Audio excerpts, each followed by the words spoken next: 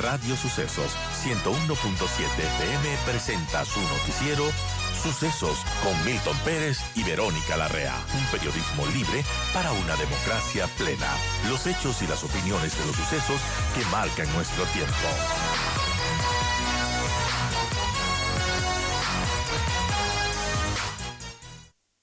Buen día, Elia. Gracias, amigos, por seguir con nosotros. 8:24 y vamos a seguir analizando la crisis eléctrica que vive el país. Doy la bienvenida al ingeniero Gabriel Secaira, consultor en temas eléctricos. Ingeniero, gracias por acompañarnos. Buenos días. Quiero empezar por una polémica que se armó ayer sobre una declaración que dio el secretario de Comunicación, asegurando que deliberadamente se dejó vaciar el embalse de la represa de Masar, que se abrieron las compuertas y se vació para provocar el caos, para hacer el sabotaje del que está acusando el gobierno a muchos funcionarios y exfuncionarios. Buenos días, Milton. Gracias por la invitación. A ver, mire, efectivamente yo leí las declaraciones.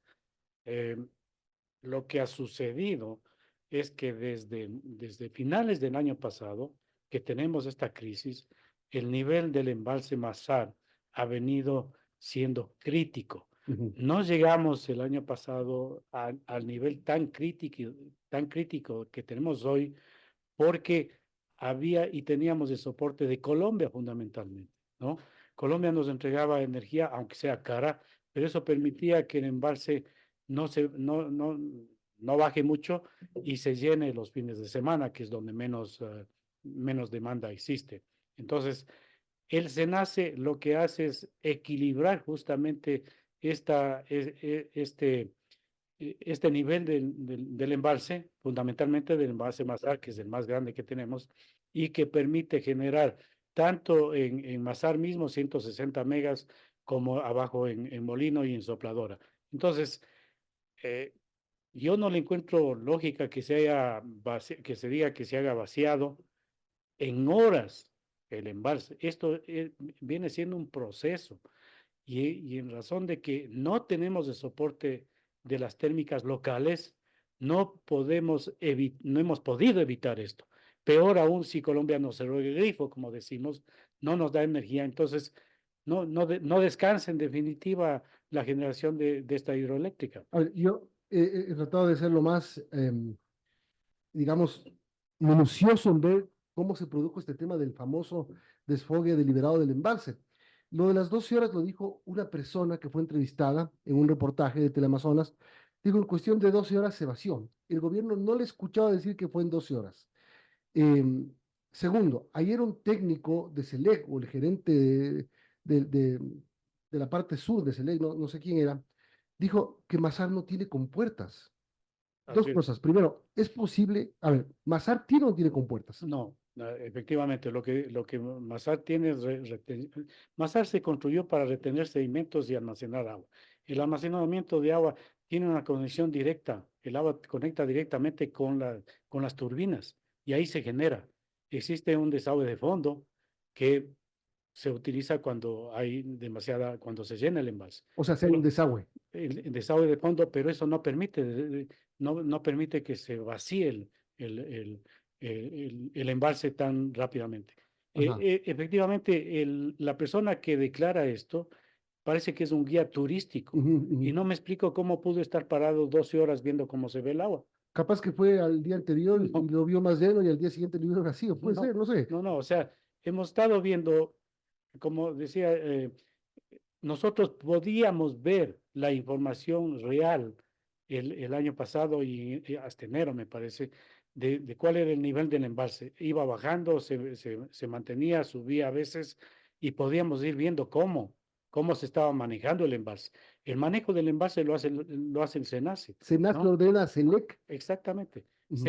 SENACE tiene una conexión por intermedio de un sistema que conecta todas las centrales térmicas, hidroeléctricas del país, las que se tiene con las distribuidoras, etcétera, y ellos son los que eh, hacen un balance, digamos, de cuándo está siendo vaciado el embalse y entran a operar las térmicas para que el embalse, para que opere, para que entregue energía y deje de entregar energía a las hidroeléctricas. Entonces, el SENACE tiene el control permanente en tiempo real de hacer toda esta operación, digamos así. Le quiero mostrar un video, lástima que no van a poder ver quienes nos están escuchando, pero les voy a describir ya mismo. Este video donde se ve un desfogue de agua, Ujú. esto, primero, ¿esto es Masar?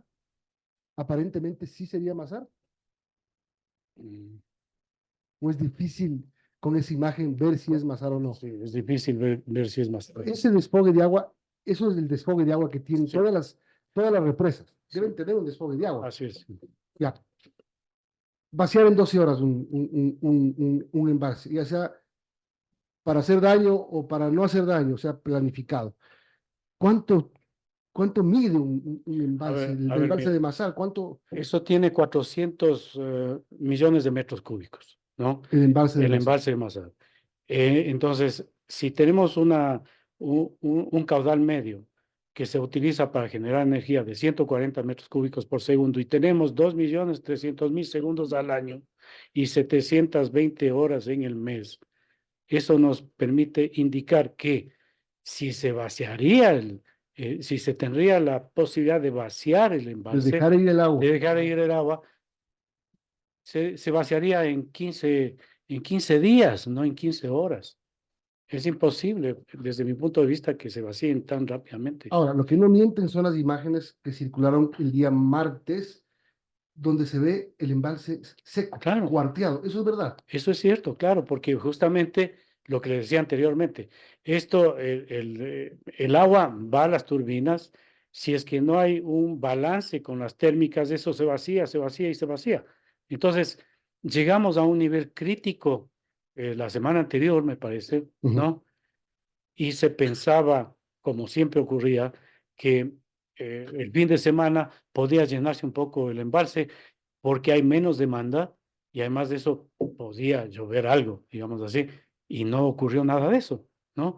Entonces, claro que los apagones, los racionamientos ahora ayudarán a que se pueda recuperar agua en el embalse, pero también esperamos que llueva, si no, en caso contrario, no se Hoy, puede. esta noche y hoy llovió. No estoy seguro si llovió en la cuenca del Paute, que es lo que necesitamos que llueva. No, no queremos que llueva en Quito, no nos importa. Queremos que llueva en la cuenca austral. Ya vamos a tener, les anuncio, amigos, más adelante a un técnico del INAMI para que nos cuente cómo es la situación y el pronóstico de lluvias. ¿Dependemos de la lluvia o qué más podemos hacer? A ver, yo estuve ayer en Cuenca, Ajá. toda la tarde, regresé en la noche y el clima estuvo parecido a Quito. No llovió, no se veía posibilidades de lluvia, ¿no? Y no existe esa posibilidad ahorita. Lo que tenemos nosotros en el régimen nuestro es que en febrero, en marzo de cada año se termina el estiaje en la cuenca oriental, que es donde están las mayores centrales de generación hidroeléctricas como eh, Coca-Codo, Masar y todo el sistema de Paute, ¿no? Eso se termina en marzo, el estiaje, y empieza a llover en abril. Empieza a llover en abril. Los caudales, los mayores caudales que se tienen en esa cuenca, en la cuenca oriental, son desde junio, mayo, junio, julio y hasta agosto a veces, ¿no? Ahí es donde más agua tenemos para el embalse. Y por eso es que en Masar a veces se vierte el agua, ¿no? Ajá. Porque se llena demasiado, en definitiva, Ahora, ¿no? si se vierte el agua de Masar, cae en Amalusa. No, o No, sea, en Amalusa perdón, sí, si se vierte el agua de es Masar, como una especie una es una cascada. cascada, sí es. Cae en Amalusa, Cae cae en Amalusa y Amalusa genera en y Pautemolino en Pau de Molino genera y por medio de una conexión va a Sopladora, y ¿no? termina en Cardenillo. Terminaría en Cardenillo. Claro, terminaría en Ahora, Cardenillo. no se sabe tampoco por qué no se ha licitado la construcción de Cardenillo. Eso está listo, se viene ofreciendo desde hace 3 años aproximadamente, ¿no? Cuando uno se pone a pensar toda esta infraestructura que se tiene, decimos, si baja una, bajan todas. ¿Por qué se hizo ahí? Ah, Todo. bueno, a ver, había estudios que hizo INESEL en su época Ujú. en donde se priorizaba la construcción de centrales. Entonces empezó con Pisayambo, Agoyán, luego Paute, y había proyectos que INESEL los dejaba para después. Por ejemplo, Toachi Piratón estaba para después, Coca-Cola también. Coca-Cola se recomendaba que se haga una central de 850 megavatios. Y hay también en la cuenca occidental posibilidades de construir centrales, ¿no? Las cuales no se han hecho. Lo único que se ha hecho ahí es Manduriaco, pero hay estudios que permitirían la construcción de centrales en esa cuenca. Ahora, todo esto no es que si tuviéramos todo esto, tampoco es que vamos a tener un régimen óptimo. Siempre vamos a tener necesidad de soportar el sistema con energía termoeléctrica. Y lo que se debe hacer es seleccionar la mejor alternativa técnica para este tipo de centrales termoeléctricas. Es decir, encontrar un combustible que sea económico, que se produzca en el país y que además de eso tenga un alto rendimiento en la producción de energía, lo cual repercute en el costo de la energía, justamente. En números didácticos, estamos hablando con el ingeniero Gabriel Secaira, él es experto en temas eléctricos. ¿Cuánta energía tenemos instalada en el país y cuánta necesitamos para no tener déficit? A ver, tenemos 9.000 megavatios instalados. Entre Y todo, de todo, hidráulica, térmicas, térmica, hidráulicas, de todo, eólica, ya. todo. 9.000 megavatios, ¿no? Y tenemos una demanda de 4.500. Entonces, me van a preguntar, ¿y el resto? Claro, pues sí. Es Y que los las 5.000, térmicas, claro, las térmicas están, en primer lugar, obsoletas. ujú. En segundo lugar, no se ha hecho mantenimiento, ¿no? Y en tercer lugar, las centrales hidroeléctricas que tenemos, a excepción de Paute, todas son de pasada. Es decir, cuando hay agua, entra a las turbinas, genera, y cuando no hay agua, Como no, Coca-Cola Sinclair. como Coca-Cola, A diferencia del complejo austral que puede almacenar puede almacenar agua. energía, claro. Exactamente. Y lo otro es, obviamente, las térmicas tienen el combustible ahí, pues, ¿no? O sea, Lo de Coca-Cola Sinclair, ingeniero, es una falla de ingeniería, de planificación, el hecho de que sea una central de pasada tan grande, con tantos megavatios instalados, y si es que baja el caudal, no puede almacenar nada. claro, los estudios que se hicieron en la época determinaban la inconveniencia de tener un embalse, justamente porque está en las faldas de un volcán activo, ¿no? Y la recomendación que se tenía en INESEL al menos era de 850 megavatios, se instaló 1.500, Ajá. ¿no? Y ahora tenemos el problema de la erosión, el problema de la mala ejecución en la construcción por el tema de los distribuidores, que nada, los distribuidores no se han solucionado. El tema de la erosión, al parecer, se ha detenido a 7 kilómetros de aguas abajo de, del- del emba- de la toma. De la Ay, toma. tengo entendido que el gobierno anterior dejó estructurados el proyecto Cardenillo por 596 megavatios y el proyecto Santiago por 2.400 megavatios. Estos son dos hidroeléctricas. Aparte, el Aromo fotovoltaico por 200 megas, Villonaco 3 por 110, Conolopus por 15 también eh, fotovoltaico. ¿Con esto se soluciona el problema del A país? ver, mire, bueno, Condolópulo está en Galápagos y solamente sirve Para para esa Galápagos, zona ajá. nada más. Ahora, vayamos a ver lo que se tiene concesionado hasta ahora.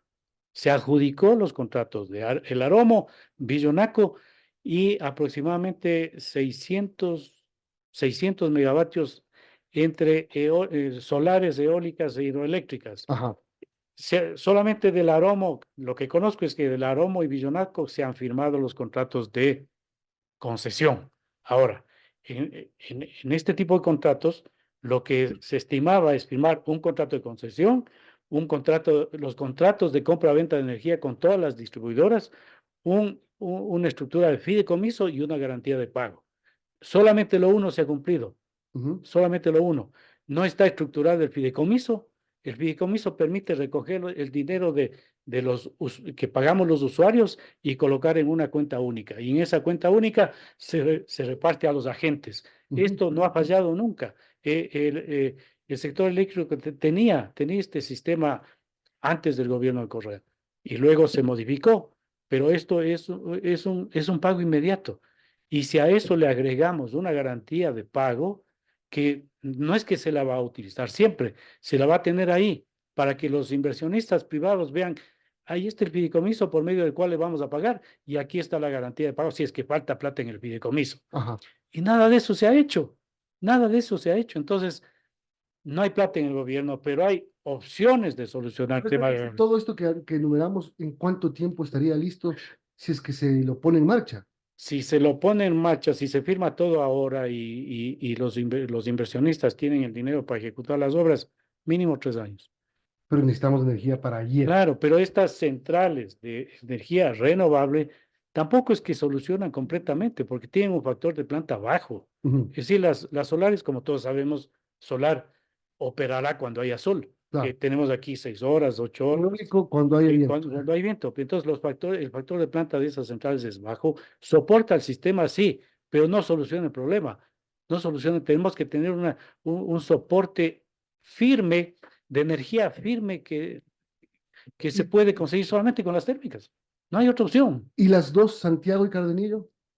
Cardenillo es una opción que puede empezar, puede licitarse y entregarse a la construcción ya, porque está en un proceso, se lo tiene listo. Ahora, fíjese lo que es. Santiago se estimaba en 3.600 megavatios, Ujú, pero digamos que sean 2.400. como dice aquí. Ajá. Ya, pero imagínese depender de una sola ¿Dónde es central. Santiago? No, ¿Santiago está en el Santiago mismo, está en el sur oriente, en el sur en oriente. el mismo complejo austral o no? No, está en la cuenca del Zamora, del Ya. Santiago, del río Santiago. Entonces, tampoco podemos depender de un solo sistema hidroeléctrico. O sea, se habla del cambio climático que está acelerado, que a veces se cumple, otras veces no se cumple, pero dependemos de las lluvias, ¿no? Ahora, el parque térmico que usted dice que es bien importante, tenemos 700 megavatios ahí que no se han podido rehabilitar por falta de mantenimiento, por el Campo Amistad, por Machala Power, que no, o sea, es A decir, ver, ahí está, ¿cómo es esto? claro, en Machala Power hay por lo menos 5 turbinas que podrían operar con diésel o con gas. Ajá. Con gas ahora no, porque no tenemos gas. Se lo debería importar. Si se lo pone a operar con diésel, no es posible, porque esas turbinas necesitan un overhaul completo. Y ese overhaul demora 10 meses. O sea, no hay como poner No a hay cómo funcionar poner, Machala. pues, Machado Power es imposible, ¿no? Las otras centrales que tiene Electroguayas, las otras el otro equipamiento que tiene Electroguayas es obsoleto y caro. Y Hay, Esmeraldas, Verco Esmeralda Esmeraldas, está operando eh, con su capacidad de, ¿cuánto es? 125. 120 megavatios la Esmeraldas 1. Esa es la que funciona bien. Esa es la que, a ver, las mejores tecnologías para termoeléctricas son las de vapor o de ciclo combinado. Ujú. Aquí tenemos dos de vapor, Esmeraldas y Trinitaria, ¿no? Pero Esmeraldas tiene, ya creo que va a cumplir 50 años, ¿no? Claro que se lo reparó y entró en operación a finales del año pasado, pero ya, pues, o sea, 50 años de una central térmica de ese tipo comienza a Ahora, deteriorarse, en la ¿no? emergencia que el gobierno ha dicho que va a durar 60 días, ¿qué debería hacer? El, Traer barcazas es lo más rápido posible para que pueda solamente ponerse en puerto y conectar el cable. A ver, si es que se trae una barcaza, si está disponible una barcaza, efectivamente no va a entrar en operación en 30 días, va a demorar 45 o 60 días. Había una barcaza que se ofreció a finales del año Que está pasado en Panamá. que estaba, no se sabía a ciencia cierta, estaba en Panamá, en Dominicana o en Cuba. Esa es la Pero de 300 megavatios. ese era de 240 Ya. megavatios que funcionarios del gobierno anterior, inclusive, fueron a conocer esa barcaza en Cuba. El exgerente de la SEDEC se fue a Turquía también, ¿no? Y supuestamente estaba disponible. Ahora, con la crisis que hay en Colombia y en otros países que tienen el mismo problema, no sé si está disponible esa barcaza, pero sería lo inmediato. De ahí, lo otro es contratar temporalmente energía térmica que, según lo que yo he analizado a nivel mundial, no existe, sino podría existir, mejor dicho, únicamente equipos que puedan operar con diésel. Y eso también hay que traerlos Ya. en donde estén. Entonces, demorará 30 días hasta desabanizar e instalar, 60 días haciéndolo rápido. Y la otra también es que el sector privado se autoabastezca. Sí, el sector privado tiene su generación en backup y creo que están utilizándolo Claro, ahora, no pero queda más. tampoco es que tenemos 300 megavatios ahí. O No. sea, no existe eso, ¿no? Las pequeñas centrales que tienen las distribuidoras también están operando. O sea, no hay una solución inmediata, no hay si no se toman acciones ahora, tampoco habrá solución en el corto plazo, es decir, superar el estiaje de este año que ya se nos viene encima. O sea, hay que tomar acciones de Estado, no de gobierno. No de gobierno, acciones de Estado, es decir, no hay planificación. Lamentablemente lo que hemos visto en el sector eléctrico es que no se actualiza el plan maestro, no se tiene una renovación del equipamiento, no hay una programación. Se estimaba que iba a salir una nueva subasta a comienzo del año pasado, a finales del año pasado, una nueva subasta para contratar, para adjudicar 500, 600 megavatios. Hasta ahora no salen, ni siquiera se ha acabado de firmar lo anterior. Entonces, en estos 4 meses, ¿qué se ha hecho? El Ministerio de Energía lamentablemente ha fallado, se ha centralizado todo. Lamentablemente, no se abre el mercado para la inversión privada.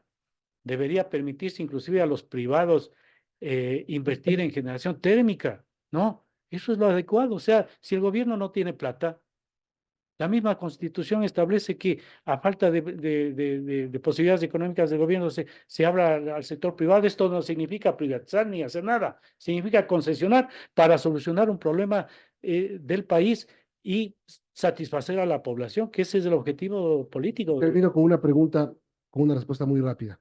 ¿Cree usted que hubo sabotaje? Y si es que cree que hubo sabotaje, ¿esto fue la causa o fue una de las causas? Yo creo que hubo un mal manejo. Ujú. Ahora, las autoridades deben determinar si ese mal manejo ha sido, qué sé yo, orientado, ha sido orientado a hacer que el gobierno tenga problemas, ¿no? Eso tiene que ya establecer la autoridad. O sea, el gobierno ha denunciado esto y tiene que el gobierno, las autoridades soportar su denuncia, ¿no? Pero realmente lo que sí hemos visto es un mal manejo, absolutamente mal manejado el sector, sin ningún criterio técnico, sin ninguna responsabilidad, inclusive diría yo, porque yo calificaba de irresponsable a los funcionarios del gobierno anterior que tienen una gran culpa de esto también y no se ha investigado. Ahí se compró 54 megavatios, por un lado, se concesionó 190 megavatios. ¿Y dónde está eso? Y se dijo que era por la emergencia. Buenas preguntas. Le agradezco por habernos acompañado. Ingeniero Gabriel Secaira, consultor en temas eléctricos.